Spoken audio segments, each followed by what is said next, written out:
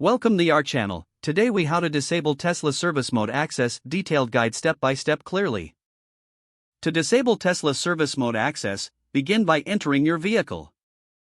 Once inside, ensure the car is in the park position. Next, open the main touchscreen display. From the home screen, tap on the controls icon located at the bottom of the screen. In the controls menu, locate and select service. Look for the service mode option, which may be listed under a sub-menu. Tap on the service mode option to access its settings. You will see an option labeled Disable Service Mode. Select this option to proceed with disabling service mode access. If prompted, enter your Tesla account credentials or your vehicle PIN for verification. Once your credentials are accepted, the service mode will be disabled. Exit the menu by pressing the Home button. To ensure that service mode has been disabled, restart your vehicle by turning it off and back on again. After the restart, verify that service mode access is no longer available in the settings.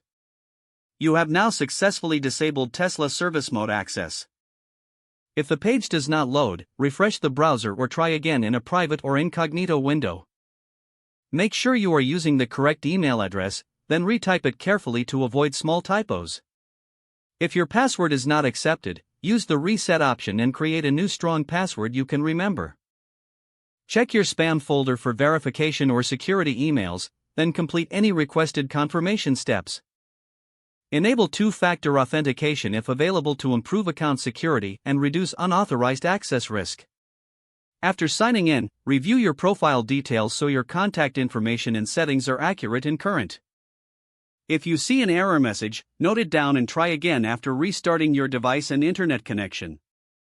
Log out when you finish, especially on shared devices, to keep your account and payment information secure. If the page does not load, refresh the browser or try again in a private or incognito window.